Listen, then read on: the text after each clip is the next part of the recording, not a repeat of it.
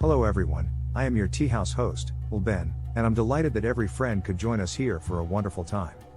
Did you know, people often say a brave man doesn't mention the weather of past June. Do you understand the meaning of this phrase? In reality, it describes the weather of the lunar June being so hot that it's unbearable, hence most people would rather not do anything. For instance, this June, if things go as expected, it's probably not going to cool down. With such scorching weather, updates to the program are also slower, and I believe all our listener friends can understand. Alright, let's now focus our attention back on tonight's story. Imagine this: no path lies before the mountain, and behind the mountain, wolves lurk, facing the dilemma of a tough road ahead and pursuers behind, yet our protagonist remains clever and brave in facing everything. This may not necessarily represent a complicated journey through life, it might just be a saying. But tonight, we're here to talk about stories, so let's not take it too seriously.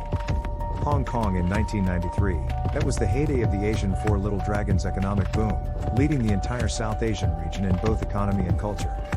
For me, a kid from the Northeast, every Hong Kong film is part of my growth, like the one starring Zhang Manyu, a Chinese ghost story, and Stephen Chow's Flirting Scholar, as well as Anthony Wong's Gods and Demons of Su Mountain.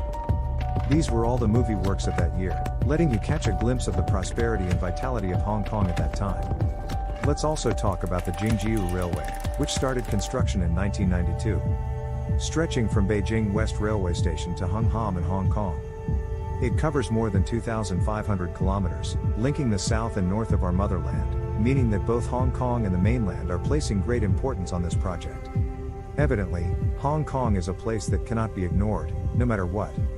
Back in '84, Deng Xiaoping already made it clear, the issue of Hong Kong must be resolved through negotiations.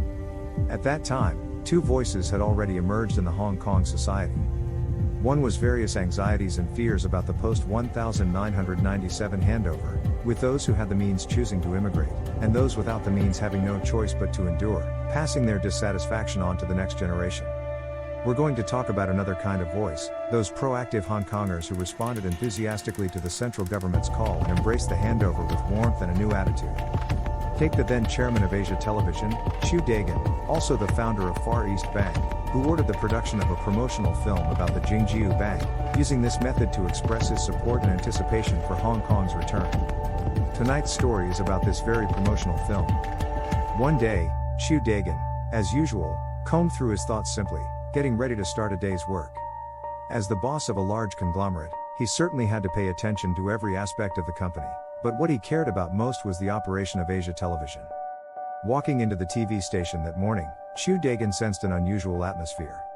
Everyone seemed in a panic, phones rang incessantly, and it appeared every department was busy dealing with some troublesome matters. With his years of intuition and character, Xu Dagan immediately asked, "What's going on?"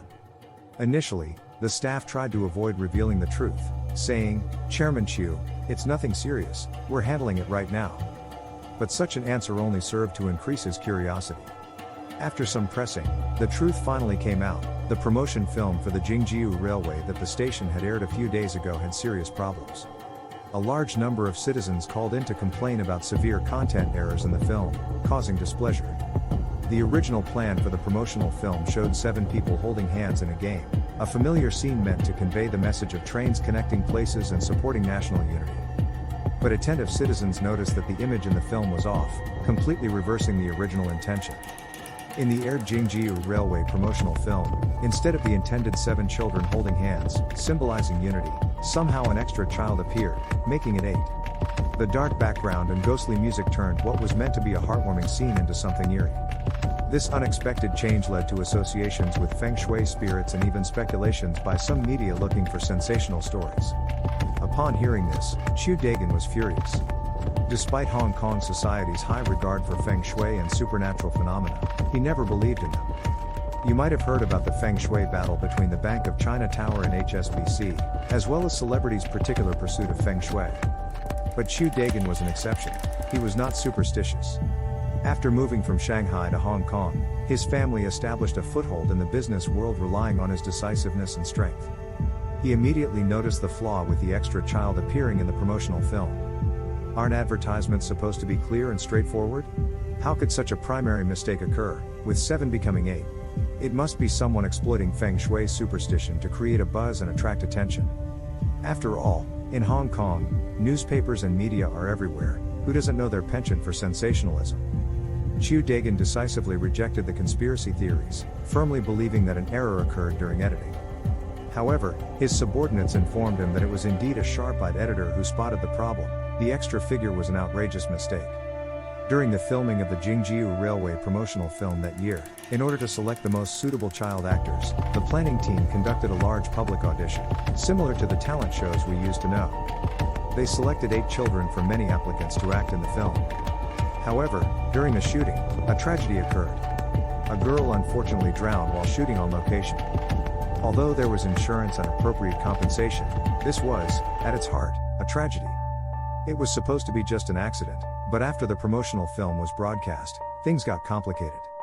The classmates of the girl who had passed away were somewhat agitated and surprised when they saw the advertisement. One exclaimed, "Isn't that the girl from our class?" The children's word spread across the campus, and everyone knew about the girl who participated in the advertisement. When the story reached the adults, the shock truly began.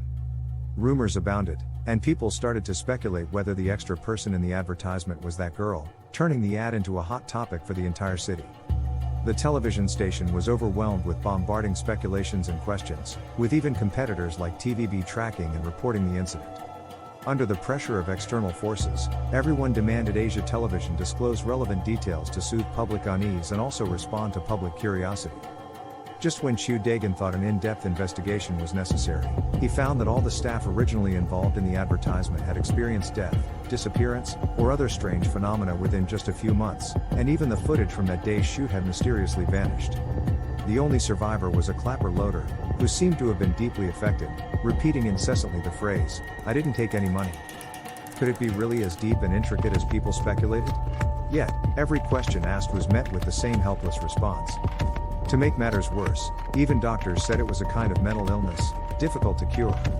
Every day, there was a barrage of reports about the paranormal incident related to the railway advertisement, with the truth behind it becoming increasingly mysterious.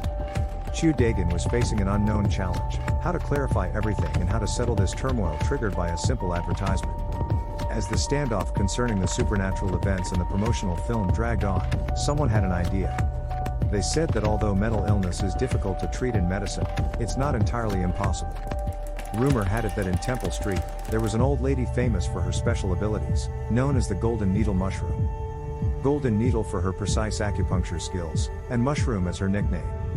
She was not only good at acupuncture but also reputed to communicate with the spirit world. How many patients with Parkinson's disease had she cured? But you might ask, why do patients only seek her out when their condition is severe? Allegedly, after her treatment, patients would experience a period of mental disarray.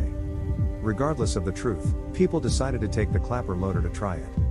So, a group of people took the confused clapper loader to Temple Street for acupuncture by the Golden Needle Mushroom. Surprisingly, as soon as the needles were inserted, the clapper loader miraculously regained consciousness. When he woke up, he saw the people around him and began to cry in panic and confusion, finally revealing the unknown secret of what happened at the advertisement shooting site. It turned out that in the territory-wide audition across Hong Kong, many child actors were involved because of their privileged family backgrounds. However, the unfortunate girl who drowned came from a poor family, yet she was selected for the final filming list due to her innate talent. But on the set, the other children started bullying her because of her background. After she revealed that her parents sold fish at the market, she was despised and ostracized by the others. Eventually, they even pushed her into the water, leading to the tragedy. In the face of this accident, because she was a poor man's child, the involved party quietly covered it up, claiming that she accidentally drowned, and her family silently accepted this explanation with the compensation money. Inside the advertising team was somebody with incredibly sharp instincts, the same person we mentioned who miraculously regained consciousness through the hands of Golden Needle Mushroom. He understood that the entire affair was a huge misunderstanding from the start. During the shooting, all the staff present could attest that there were no problems. However, when the advertisement was broadcast, the extra girl who should not have been in the video appeared, possibly due to an error in the editing process. When the truth came to light, some chose to evade responsibility. Once the truth was fully revealed, Chu Dagan reported the matter to the police. Subsequently, the people involved were arrested, and the television station pulled the advertisement. Meanwhile, various versions of the Jingjiu Railway advertisement were flying around the internet, from utterly absurd conspiracy theories to personal speculations, and people seemed to indulge themselves in these. To prevent further spread of misinformation, perhaps the best solution is to provide them with accurate information links, to put an end to these pointless conjectures. This incident reminds us to be more cautious with the information on the internet. We should not blindly trust things that have not been verified. For those videos that bring an uncomfortable feeling, it's better not to search for them. Additionally, this story offers us deeper reflection. From the recent incident where a 5-year-old boy accidentally caused the death of a 2-year-old girl, to other unfortunate news before that, these teach us how we should treat the elderly and children correctly. Reverence for the old and love for the young is not unconditional indulgence, it should be based on love and education for them. If childhood mistakes are not corrected in time, those children who have done wrong may grow into problems for society. Think about it, if such people become your neighbors, your colleagues, or are associated with your family, the situation is even more frightening. This is not just a story about advertising and supernatural phenomena, it's also about how our society helps children grow and how we treat one another. Let's not forget that human society is a continuum, and our actions and education will impact the future. Tonight's story will pause here, but the reflections it leaves us will carry on.